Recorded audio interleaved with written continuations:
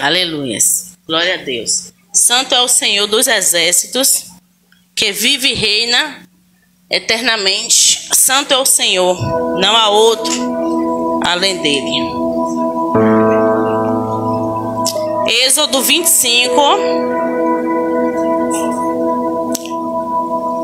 no versículo 8. Amém? E nós vamos hoje navegar, viu, de Gênesis e Apocalipse, daquele jeito que eu gosto, Bíblia, palavra. Então vamos, mas eu vou precisar resumir um pouco e vamos deixar que o Espírito Santo fale aos nossos corações. Essa é a verdadeira profecia, esse é o que dá vida, esse é o que restaura, o que enche, o que transforma, o que liberta. E o Senhor, creio que Ele vai falar conosco nesta noite. Comigo já tem falo, porque essa palavra foi uma palavra maravilhosa. Estamos na festa dos ou do tabernáculo, ou dos tabernáculos, né? Estamos na festa do tabernáculo. E a palavra do Senhor diz assim: e me farão um santuário para que eu possa habitar no meio deles. Vamos todos, 1, 2, 3. E me farão um santuário para que eu possa habitar no meio deles. Vamos percorrer um pouco a história aqui. É onde essa é a primeira mensagem que vem falando sobre o tabernáculo, né? Então o Senhor chama Moisés, já agora tirado esse povo do Egito, da forma que nós conhecemos, que foi através das potentes mãos do Senhor, através das 10 pragas ali no Egito. E vamos ver que o Senhor já agora está caminhando com esse povo por algum período no deserto. E é necessário agora que o Senhor levante um tabernáculo no meio do povo. Então ali se dividiram algumas tribos, 12 tribos, e no centro ficava o tabernáculo. E a Bíblia vai dizer que o tabernáculo foi uma obra bem específica, porque o Senhor deu a Moisés todas as metragens, todos os materiais que seriam usados, todas as ferramentas, todas as madeiras, os tipos de madeira, o tipo do couro, o tipo da tenda, né, que cobriria esse tabernáculo, a divisão do tabernáculo. Então, esse tabernáculo foi dividido em 3 partes principais: o átrio, o santuário e o santo dos santos, que onde era que permanecia a arca do concerto, ou seja, o que representava a presença do Senhor. Mas eu quero vir um pouquinho ainda para Gênesis, para a gente entender um pouco o conceito do culto e o que seria um culto ou adoração ao Senhor. A Bíblia vai dizer que o primeiro culto mencionado na Bíblia é o culto em que Caim e Abel vão oferecer ao Senhor. E se a gente vai hoje ver o conceito de um culto, o culto é envolvido com alguns símbolos, né? Algumas simbologias. O culto é dividido em a parte do louvor, da adoração, a parte da mensagem, a parte também da oferta. Então, quando a gente vai ver que lá, já ainda em Gênesis, quando ali o mundo é criado, a gente vai ver que Caim, ele pega, se você for bem ler o texto, você vai ver assim: Caim, o que depois matou Abel, Caim, depois de ter passado o tempo, depois que passou o tempo do fruto da terra, depois que tinha sobra do resto, ele pegou e foi levar em oferta ao Senhor. Caim. Tá bem, pode ler, eu não sei na sua tradução da Bíblia, mas a minha diz assim: que depois de passar do tempo, ou seja, depois que passou o tempo dos frutos da terra, ele pegou o resto que sobrou e foi ofertar ao Senhor. Mas a Bíblia vai dizer que Abel não. Abel pegou das primícias. E vamos ver, irmãos, o que acontece aqui nesse momento, em que Caim leva o que sobra, o passado tempo, e o que leva Abel a entregar a primícia, o primeiro dos animais. E os dois foram ao culto entregar a sua oferta. Parecia igual a situação, mas a Bíblia vai dizer que Deus, ele inclina o coração para a oferta de Abel. E Caim viu. Ou seja, e a gente vai olhar no texto também a conversa, quando ele se ira pela oferta de Abel, ele se ira. E o Senhor vai conversar com ele, porque está com raiva o teu coração. Por quê? Qual motivo? Se você fizer bem, eu também receberei o que você tem que me ofertar. Ou seja, da forma com que ele trouxe a oferta, olhos do Senhor. Porque Ele não deu a primícia, o melhor, a primazia, o primeiro. Ele simplesmente lembrou: já vendi o que tinha vendido, já dei o que tinha dado, comi o que tinha comido, sobrou esse aqui, eu vou levar para o Senhor. E daí ele achou que aquele que ele fez estava certo, não tinha nada. O que que tem? Não tinha nada. Mas o Senhor, irmãos, não vê. Não é só para o homem. Não é só o homem que Ele não vê como o homem vê. É para a intenção que está no coração do homem, como diz Jeremias 17:9. Eu conheço o coração e sondo a intenção do coração. Então, se a gente não fosse apurar no texto, a gente vai passar batido e vai ficar até questionando por que o Senhor não aceitou a oferta de Caim. Ele não ofertou. Ofertou. Mas de que forma ele ofertou? E eu quero que você traga essa mensagem com a pá, trazendo para você, porque eu estou trazendo ela para mim. Traga para você.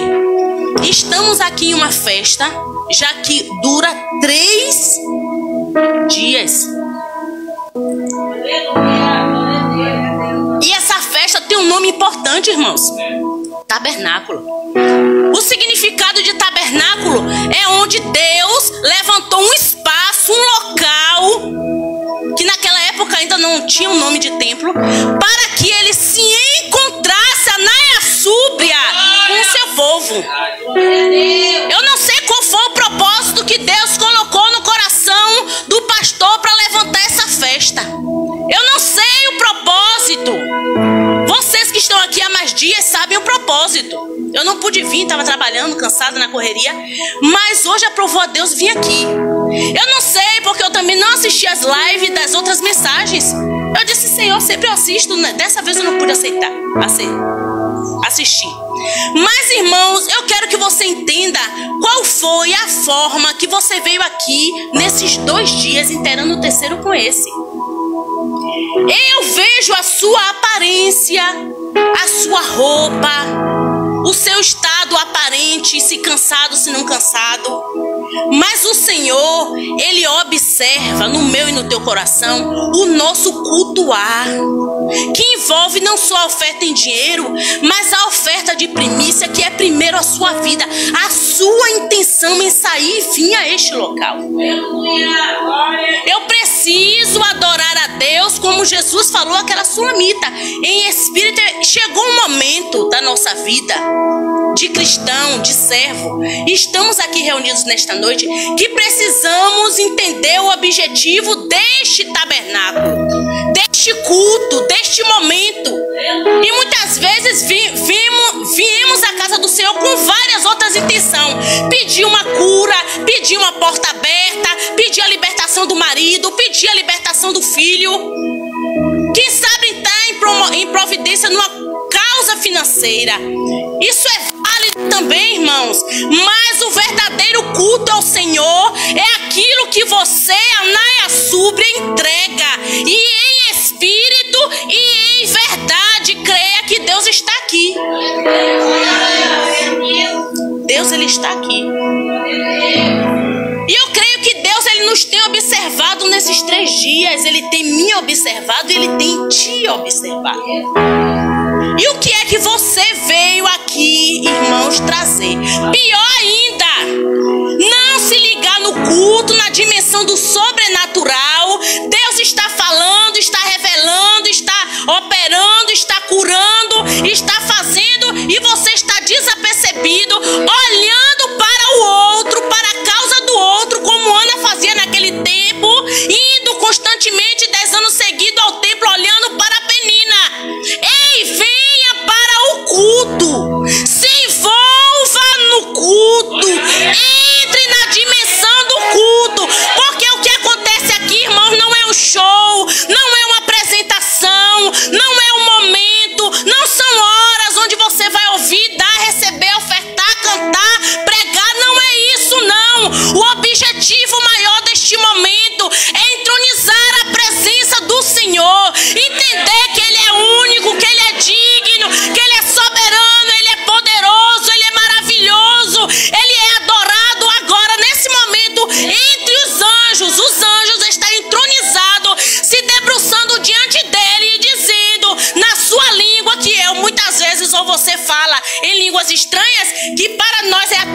desconhecido, não sabemos nem a tradução, mas o Espírito Santo traduz essa língua e leva a minha oração e a tua oração como um gemido inexprimível diante dele. E os anjos estão lá adorando e dizendo: Santo, Santo, Santo, Santo, Santo, Santo, Santo, Santo, Santo, Santo, Santo, Santo, Santo é o Senhor dos Exércitos. Eu preciso entender o sentido do culto. E cada momento do culto que eu, Lisa, estou apresentando ao meu Deus. Se eu estou deixando ou estou me desapercebendo e não estou ligada para que eu não só receba, mas eu também entregue, mas o melhor, a minha primícia. Glória a Deus. A primeira morte, irmãos, que houve na Bíblia foi porque o homem olhou a oferta do outro homem.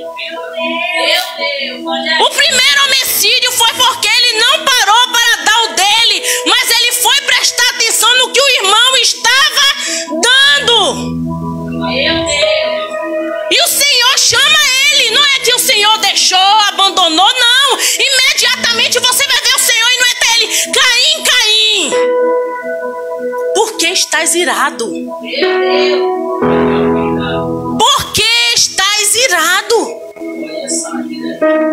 O diabo está, vindo e batendo. Não abra, ou seja, não dê lugar. E a Bíblia nos alerta: não dê lugar ao diabo. Deus poderoso. E ele disse: olha, é você quem vai permitir. Quando a gente estuda as armaduras espirituais lá em Efésios, aqui Jesus já falou a primeira armadura. Um dos primeiros dons falou com ele: domínio próprio. Ele disse: olha, Caim já está vindo, a ira já está aí. Está o diabo tentando para que você faça o mal, mas é você quem tem que se dominar. E muitas vezes, irmãos, na situação a gente toma uma atitude, se precipita na fala, se precipita na atitude, e depois a gente quer culpar o outro. Mas foi o outro que fez primeiro. Isso é coisa de criança. Pode observar, uma bate ao tabaco. E o que foi?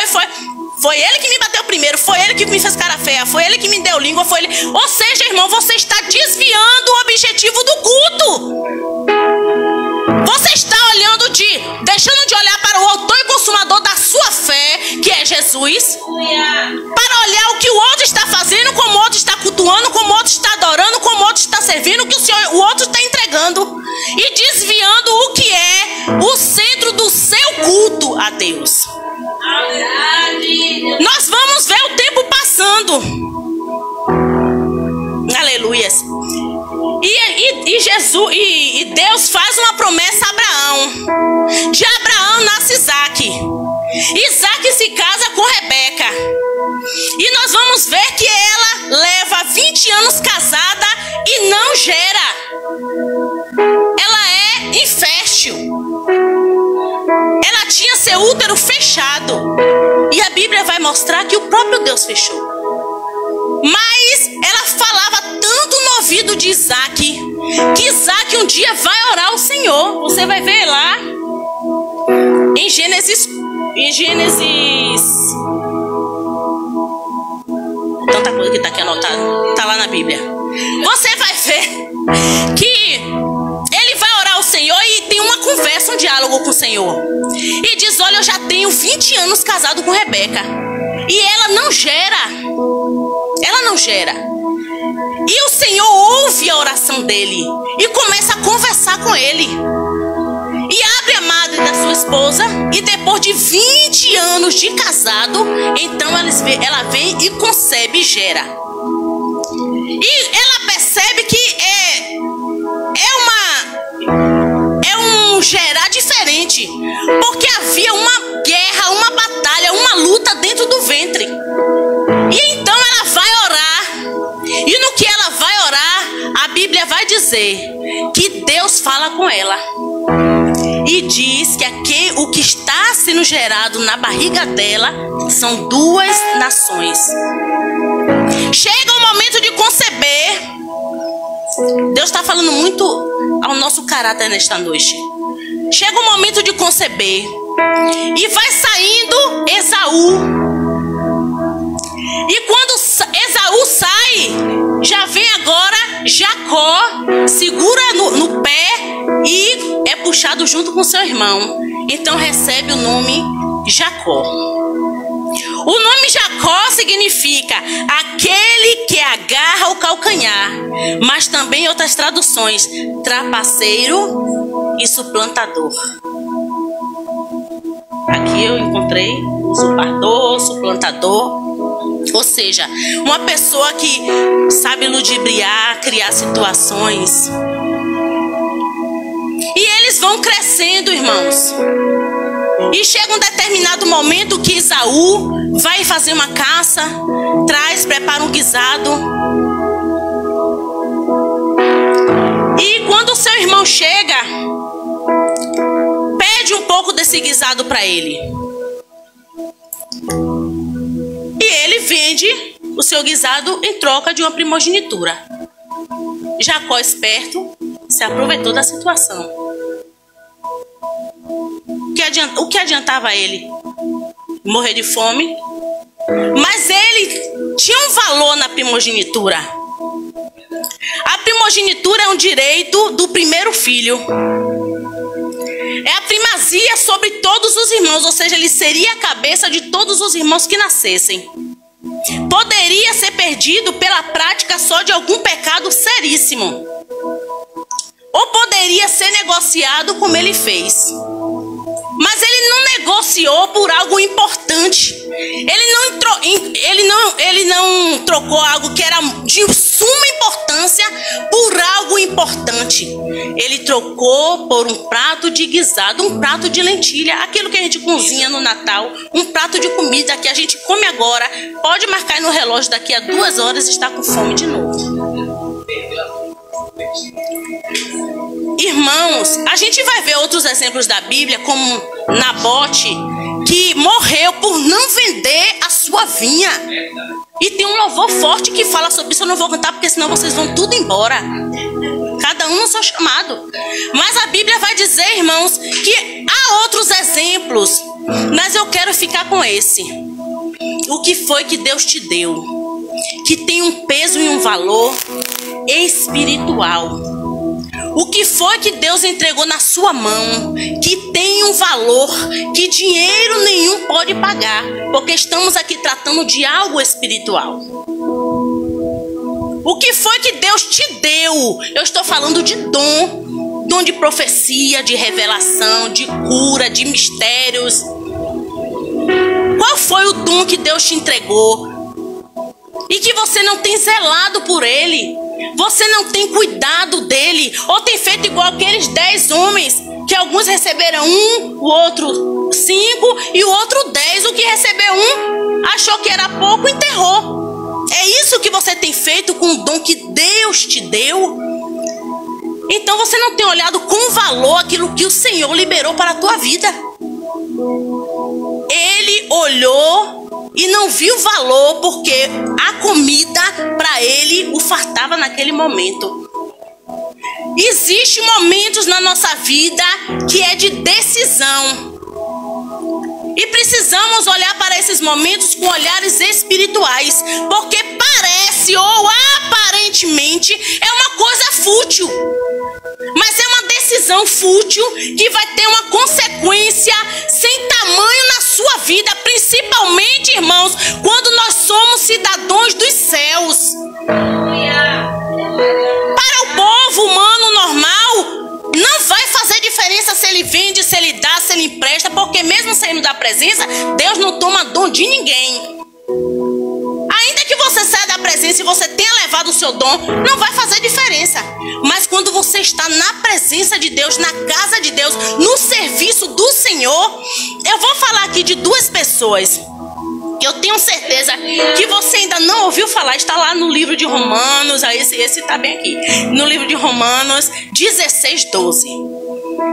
Paulo Todo mundo conhece aqui a história de Paulo. Parece que eu estou indo lá e vindo cá, mas se ligue que você vai estar na dimensão espiritual. No livro de Romanos 16:12, diz assim: saudai a Trifena e a Trifosa.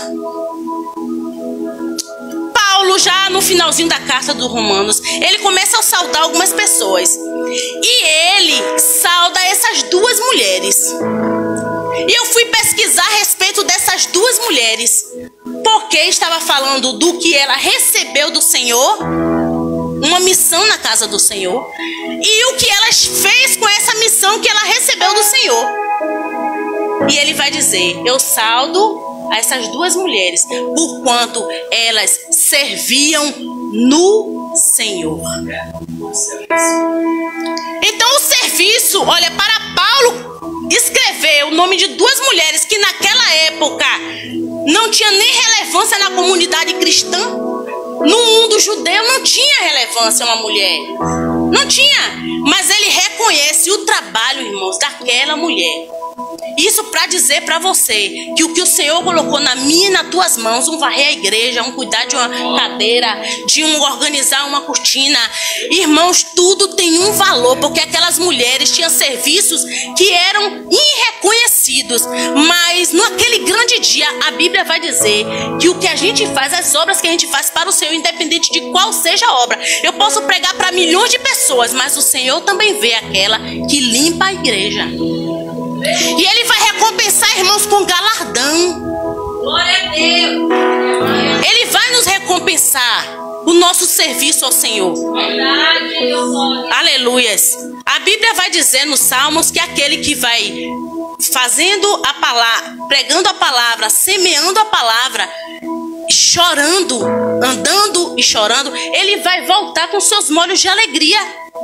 glória a Deus. A recompensa vem do Senhor, ainda que você se ache irreconhecida, mas faça isso como um serviço ao Senhor. Foi o que elas fizeram. Mas a Bíblia vai dizer que havia um homem que foi escolhido por Deus, chamado por Deus, para que reinasse sobre o seu povo Israel. Todo mundo conhece Davi. Um homem segundo o coração de Deus. Não vai dizer que foi um homem perfeito. Aos olhos de Deus ele era perfeito, mas aos olhos humanos imperfeito. Se eu for, irmão, fazer uma lista aqui dos erros de Davi, meu Deus, eu acho que eu coloco aqui um caderno de matéria. Mas a gente vai ver que aquele homem tinha um coração aquebrantado. E Deus o chamou para uma obra específica, que foi para ser líder da casa de Israel, guerrear as pelejas do Senhor e na frente de batalhas. E o Senhor o recompensava na sua riqueza, na sua grandeza, nas terras que possuía, em todos os seus bens e também com a sua família, com seus casamentos, com seus filhos. Deus o abençoava. Mas a palavra vai dizer, irmãos, que um dia Davi já tinha feito tanta coisa que encheu seu coração de um desejo. De um desejo. Assim como Moisés, o desejo que fluía no coração de Davi era construir um templo aonde o Senhor habitasse. Um homem de experiência de campo que escreveu tantos salmos em adoração ao Senhor. Mas ele queria construir uma casa, um templo, porque ele olhava para dele, era de cedro, era de madeiras preciosas, era uma grandeza, era uma riqueza. E ele via que a arca do Senhor estava em um lugarzinho insignificante. A presença do Senhor, representada naquela época por uma arca, estava para ele em um lugar insignificante. Olha a visão de Davi. Então brota no coração dele. E ele chama Natã, o profeta, e fala para Natã: eu vou construir uma casa para o Senhor. Aí Natã, profeta, faça, meu Senhor, tudo que está no teu coração. A tarde chegou, a noite também, e Natã foi dormir. Aí Deus, que sabe de todas as coisas, foi lá e... quem foi que mandou você dizer a Davi que era para ele construir casa para mim? O chamado dele é outro. Eu chamei ele para ser líder, eu chamei ele para cuidar do meu povo, para guerrear minhas guerras. A mão dele está cheia de sangue. Eu já escolhi o que seria a semente dele. Ele sim vai construir uma casa para mim. Mas já que você surgiu com o desejo, pegue o papel e a caneta, faça o projeto. Escreva a madeira, escreva a pedra, escreva todos os utensílios, escreva tudo aí, faça o projeto. Assim Davi fez. Guardou o projeto e esperou o tempo determinado para entregar o projeto ao seu filho, lá quando ele fosse passar o trono. Então a gente vai ver uma teocracia onde Deus reinava, passando para uma monarquia onde um homem reinou, que foi Davi, e agora uma dinastia que é o filho, o seu herdeiro reinando, mas reinando não era um reino dele. Aleluias. Ele não estava reinando o reino dele, irmãos. Ele estava reinando um reino do Senhor. Anaia súbria. Glória a Deus. A Bíblia vai dizer que Davi então morre. E Salomão agora pega o projeto da casa. E ele agora vai começar a construir esse projeto. E levou muitos anos, porque vieram madeiras de diversos lugares, materiais de vários reinos, pedras que só tinham um determinado reino, madeira que só tinha uma determinada floresta, e vinha de barco, e vinha de camelo, e vinha de... E ia chegando material. Ia chegando material. Porque Deus trabalhava no coração dos outros reis para que enviasse material, e mesmo eles servindo a outros deuses para a casa do Senhor. E a Bíblia vai dizer, irmãos, que foi lindo no dia da inauguração desse templo. Foi uma coisa mais maravilhosa do mundo. Os sacerdotes estavam como nós todos dentro do templo. A Bíblia vai dizer que começou ali a adoração, as harpas tocando e os louvores, e de repente a casa começou a encher de fumaça, a ponto de que os sacerdotes tiveram que sair, o povo todo diante daquele templo. Tremendo a construção, e Deus tomando todo o espaço, e Deus preenchendo tudo naquele ambiente. E a presença de Deus era tão tremenda e tão grande, que ninguém conseguia permanecer dentro daquele local. Não é diferente não, irmão, no nosso tempo. O que está nos faltando é a consciência de quem Deus é. De onde? Ontem eu estava contando meu testemunho para Dai. Eu não conto meu testemunho, mas eu dizendo, Dai, meu testemunho, e comecei a contar para ela, irmão, de onde Deus me tirou. Irmãos, quando eu lembro da minha conversão, não foi ninguém que pregou para mim, foi o próprio Deus. Você sabe o que é Deus lá no céu olhar para mim, para você, uma figura insignificante, uma flor de abóbora. Ele nos compara a uma flor de abóbora que um dia abre coisa linda, germina o seu fruto e morre. Que ele tira o nosso fôlego a qualquer momento. Uma criatura como eu e você não entender para que fomos criados, porque estamos aqui, ainda não descobriu o propósito do chamado de Deus na sua vida. O que você está fazendo dentro deste tabernáculo, irmão? O que você está fazendo aqui? Você ainda não entendeu que não sou eu, não sou pastor, não é humano, isso aqui é espiritual. Esse negócio aqui, o que faz você